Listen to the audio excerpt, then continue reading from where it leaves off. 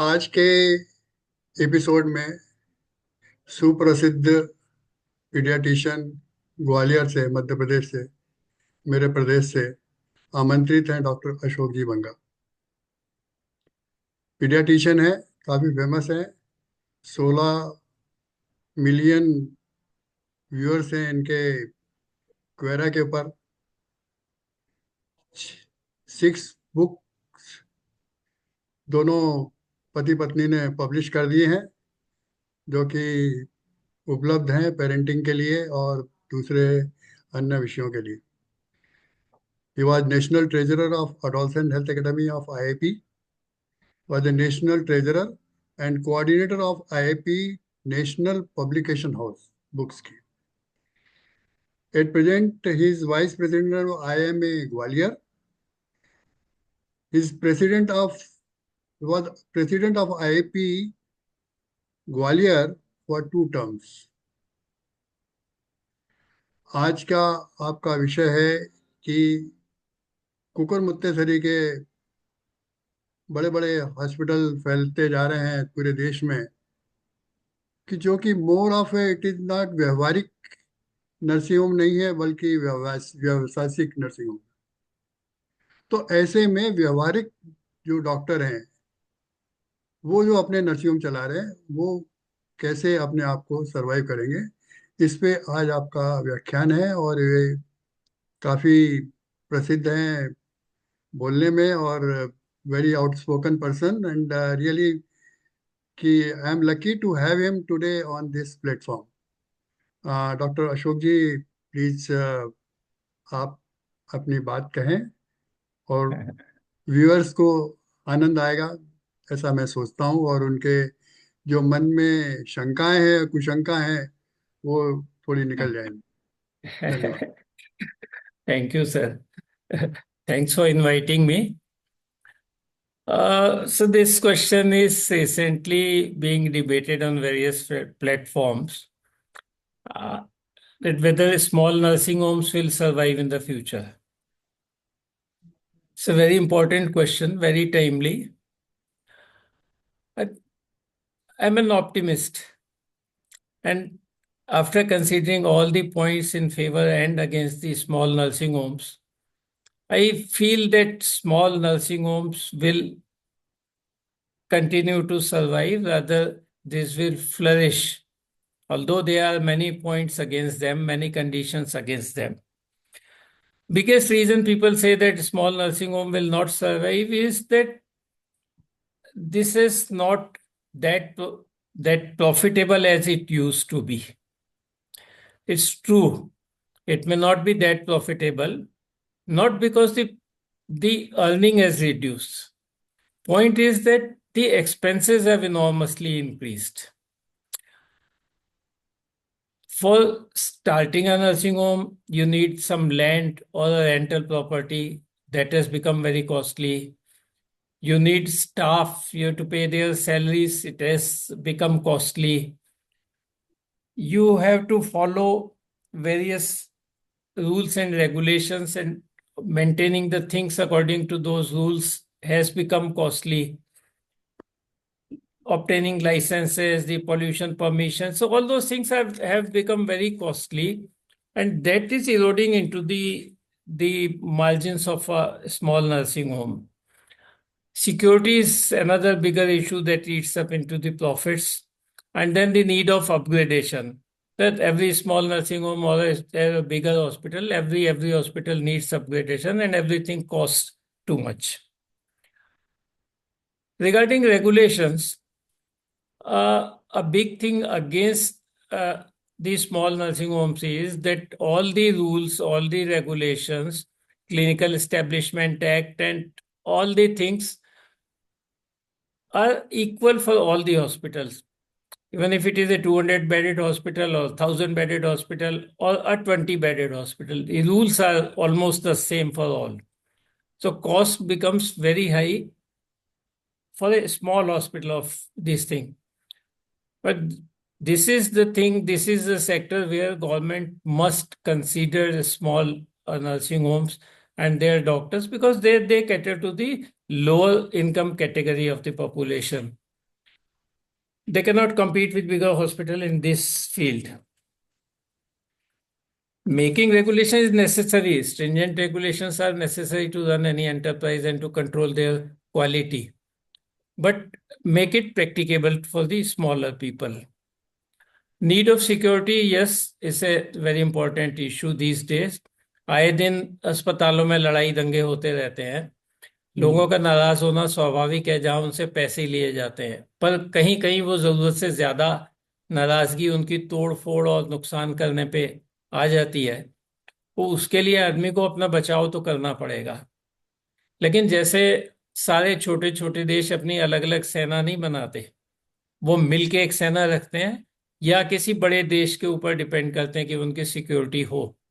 इसी तरह से छोटे नर्सिंग होम्स को एक कोई सिस्टम बनाना पड़ेगा। जैसे ग्वालियर में हम लोगों ने बनाया था कुछ साल पहले कि we all hired one security agency and we use to pay our contribution. जिसको जरूरत पड़ती थी वो उन्हें बुला सकता था उस टाइम में। It was a successful nursing home this system. So that has to be evolved to reduce the security costs, but there has to be some cost, some need of security always.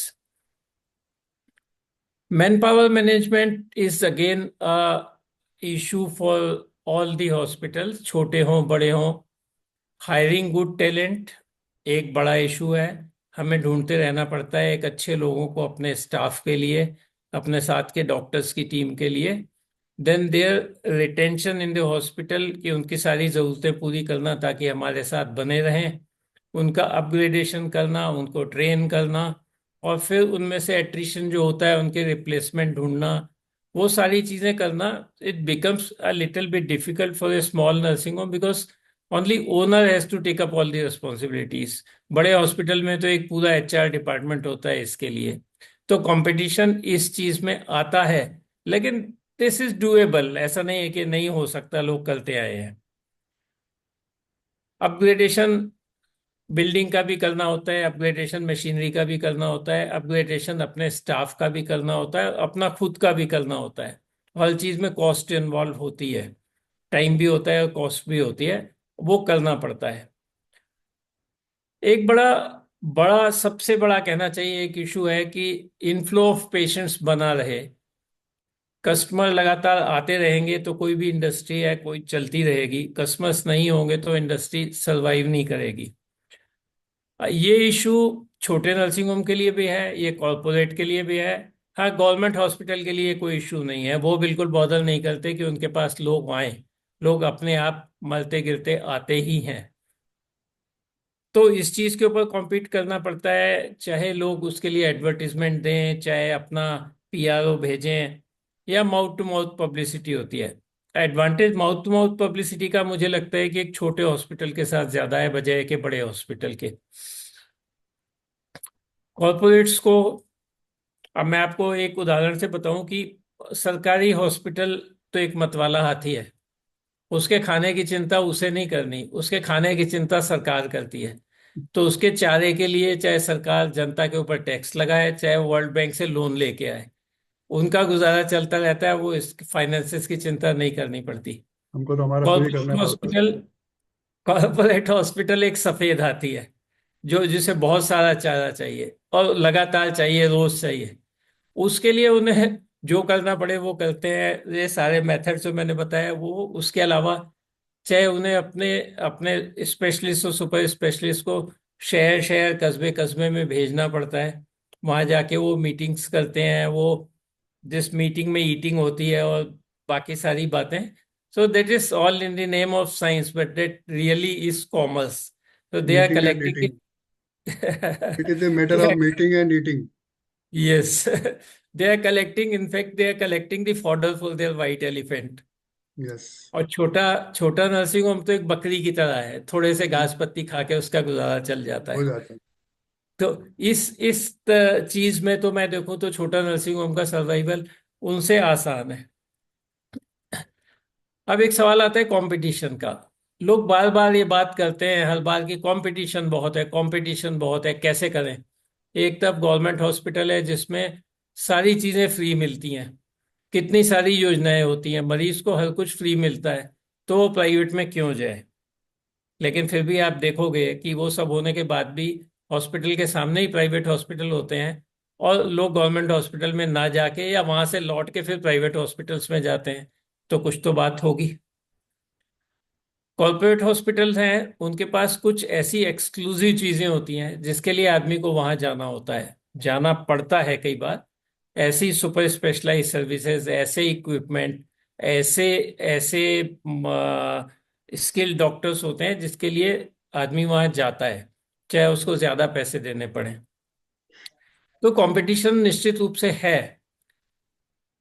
But thing is that why do we think that this competition is like enemies? Why don't we consider it as a collaboration? Why don't we utilize the things that those people can do better? हमारे पास अगर गरीब मरीज है और हमें लगता है कि उसके कुछ काम सरकारी हॉस्पिटल में फ्री में हो सकते हैं या बहुत कम पैसों में हो सकते हैं, तो क्यों ना हम छोटा नर्सिंग होम होते हुए अपने मरीज को वहां भेज दें। भेज देना उसका चाहिए। जितना काम वहां हो सकता है वो हो जाए। हमें मालूम है कि वो बहुत दिन तक वहां टिकने वाला नहीं है, वो अपना काम करके वापस हमारे पास आ जाएगा अगर हमारे ऊपर उसका फेथ है तो। ऐसे ही कुछ लोग कॉरपोरेट हॉस्पिटल की जरूरतें कुछ हैं, कुछ लोगों के ऐसे काम है जो वहीं हो सकते हैं। तो क्यों ना हम अपने उन पेशेंट्स को वहां भेज दें जिनके पास पैसे हैं या जिनके पास इंश्योरेंस है, जो कॉर्पोरेट अफोर्ड कर सकते हैं। भेज दें, उसका जब वहां काम पूरा हो सही जाएगा है। और वो हमारे से सेटिस्फाइड है तो वो हमारे पास फिर लौट के आ जाएगा। बिल्कुल सही तो है। Why don't we turn this competition into cooperation. उससे उनका भी फायदा होगा, हमारा भी होगा, और हमारे जनता का भी अच्छे भला होगा। रिलेशन, जनता का भी भला सबका होगा। फायदा होगा। और मरीज का अल्टीमेटली सबसे ज्यादा फायदा पब्लिक का होगा। वो और एम है हमारा। जी, और इस कॉपरेशन से वो जो मरीज वहां जाएगा वो लौट के फिर हमारे पास भी आएगा, और कई बार वो अपने पेशेंट्स को हमारे पास रिफर करेंगे उन चीजों के लिए जो वो नहीं करते और हम करते हैं। तो इसमें सबका फायदा होने वाला है।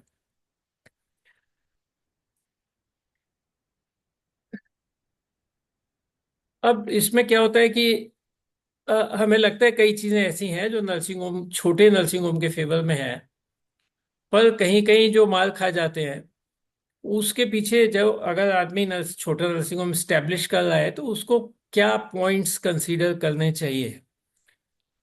एक तो वो कहाँ नर्सिंग होम खोले, जिसने नया खोलना है। देखिए, मेट्रोस तो सेचुरेट हो गए, वहां बहुत सारे हॉस्पिटल्स हो गए, कॉर्पोरेट भी, गवर्नमेंट भी, और नर्सिंग होम्स भी। देश की 70% पॉपुलेशन तो रहती है गाँव में या टीयर 3 और टीयर 4 सिटीज में। वहां जरूरत है 70% बेड्स की, और हैं वहां पे अवेलेबल सिर्फ 30% बेड्स। वो जगह है जहां उन्हें वास्तव में छोटे नर्सिंग होम्स की जरूरत है। तो हम क्यों मेट्रोस की तरफ देख रहे हैं, हम उन शहरों में जाके क्यों नहीं एस्टेब्लिश होते। दूसरा, we must find out the niche for our work in that society. Supposing there is a need of a good pediatric hospital in some locality of the city. So why don't a pediatric hospital go and establish in that location? वो शहर के उस location में बैठा है जिसमें 10 already हैं। तीसरा, नर्सिंग होम खोलते टाइम ये देखना जरूरी है कि वो एक्सेसिबल है। अगर वो पॉपुलेशन जहाँ है वहां से बहुत दूर है या वहाँ ट्रांसपोर्टेशन अवेलेबल नहीं है, तो लोग कैसे पहुंचेंगे। अगर वो वहां आए जहां लोग रहते हैं तो मुझे लगता है कि आसानी होगी उसके चलने में और लोगों को उस तक एक्सेस करने में। एक बहुत बड़ा मुद्दा है अफोर्डेबिलिटी का, हर लेवल पर। और ये तय है कि कोई भी आदमी अपनी हेल्थ के लिए पैसे बचा के नहीं रखता और प्लान करके नहीं रखता। ये उसके ऊपर एक एक मुसीबत की तरह आता है ये वक्त, और उस समय फिर लाइबिलिटी वो हो पैसे जाती है। खर्च करने में घबराता है। तो हमें अपने सिस्टम को अफोर्डेबल रखना चाहिए।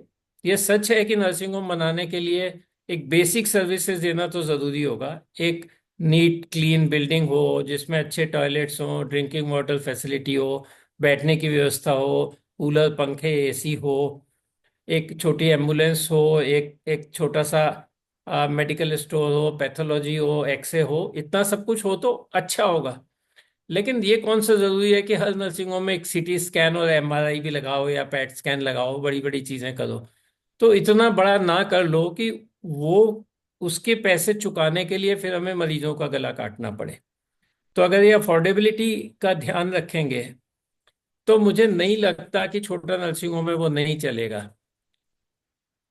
एक्चुअली लोगों की पेइंग कैपेसिटी ग्रेजुअली बढ़ रही है। लोअर क्लास के पास भी हाथ में आज कुछ पैसे हैं जो वो अच्छी चीजों पे खर्च करना चाहता है। बहुत लोगों के पास आयुष्मान कार्ड है, बहुत लोगों के पास इंश्योरेंस है। तो थोड़ा हमें इम्प्रूव करना पड़ेगा, लेकिन ये ध्यान रखते हुए कि पब्लिक की नीड्स क्या हैं।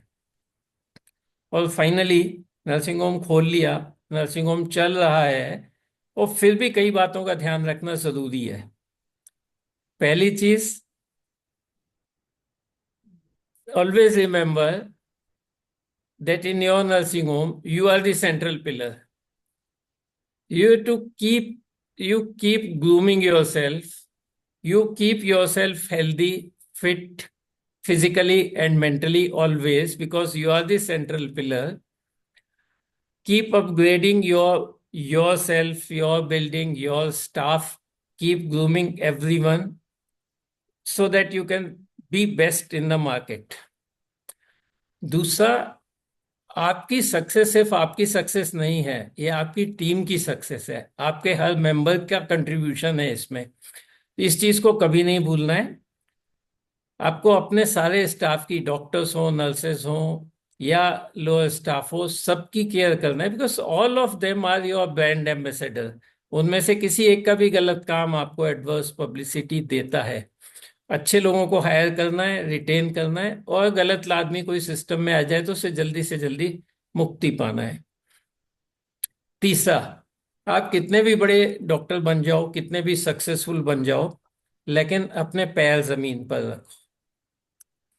चौथी बात, आप बहुत बड़े डॉक्टर बन जाओ, बहुत बड़े बड़े आपके सपने हो भविष्य के लिए, लेकिन अगर आपके बच्चे डॉक्टर बनना नहीं चाहते, या डॉक्टर बन के आपकी स्पेशलिटी नहीं लेना चाहते, या आपके शहर में आके आपका नर्सिंग होम नहीं चलाना चाहते, तो क्योंकि आपने ही उन्हीं को पंख दिए हैं, तो अब उन्हें खुला आसमान दो। दुनिया बहुत बड़ी है, उनके करने के लिए दुनिया में बहुत कुछ है। आपका नर्सिंग होम आपके बच्चे नहीं चलाएंगे तो किसी दूसरे के बच्चे चला लेंगे। सही बात।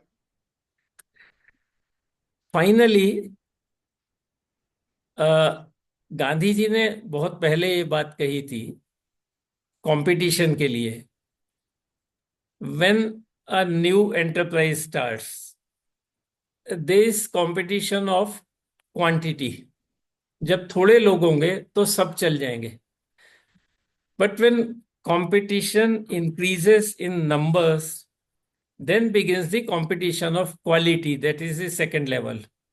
You have to improve, keep improving your quality, because people will become more and more educated. They'll demand more things.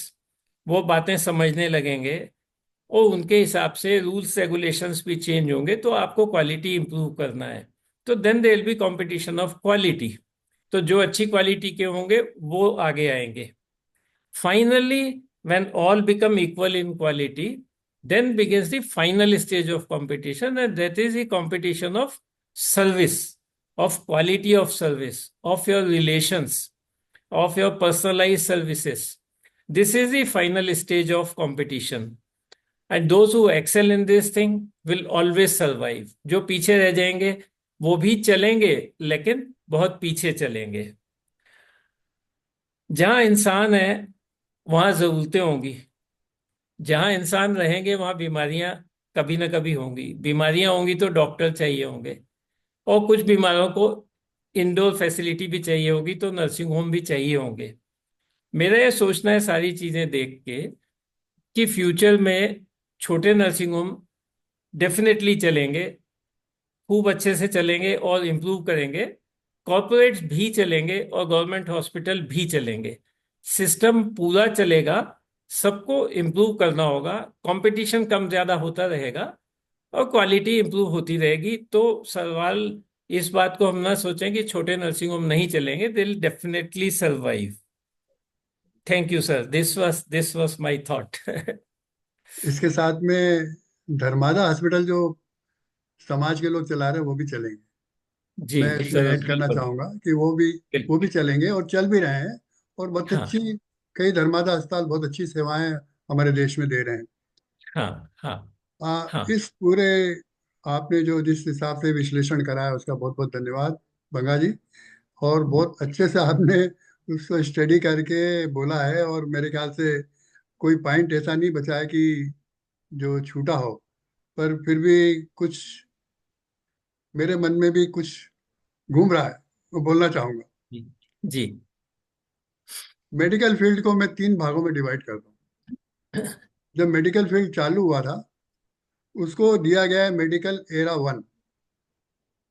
तब व्यवहारिक मेडिसिन होती थी, हाँ, सल्फाडाइजिन, सल्फाइगोमेटिन, और इस तरह से छोटी छोटी दवाएं, आयुर्वेदिक मेडिसिन, ये सब चलती हाँ, थी। हम लोग जो हैं, हम मेडिकल वन और मेडिकल एरा टू के बीच के लोग हैं। जब इन्वेस्टिगेशन भी आ गए, कुछ एंटीबायोटिक भी आ गए, टीबी का इलाज नहीं होता था वो भी चालू हो गया। अब जो हम मूव हो रहे हैं, वो मेडिकल एरा थ्री की तरफ move हो रहे हैं। और मेडिकल एरा थ्री की तरफ जब मूव हो रहे हैं हम, तो ये हो रहा है कि इन्वेस्टिगेशन जो पश्चिमी देशों में ज्यादा होते थे, आज हमारे देश में भी होने लगे। तो हाँ, उस हिसाब से व्यवहारिक मेडिसिन से व्यवसायिक मेडिसिन का उदयमान हो चुका है देश में। हाँ, ये बात हर पब्लिक को, हर डॉक्टर को समझना होगी। या, क्यों? कि जब इंस्ट्रूमेंट बढ़ेंगे, लॉन्गेविटी ऑफ लाइफ बढ़ेगी, तो डेफिनेटली कॉस्ट ऑफ लिविंग भी बढ़ेगी, हाँ, और मेडिकल फील्ड भी महंगा होगा। उस हिसाब से जो मेडिक्लेम है, और हम तो भारत सरकार का धन्यवाद देना चाहेंगे कि जिन्होंने आयुष्मान कार्ड देकर इवन बुजुर्ग लोगों को भी उन्होंने संरक्षण दिया है। गरीबों को तो दिया ही। और या, इस हिसाब से कोई भी लेवल का जो नर्सिंग होम होगा, वो बिल्कुल चलेगा।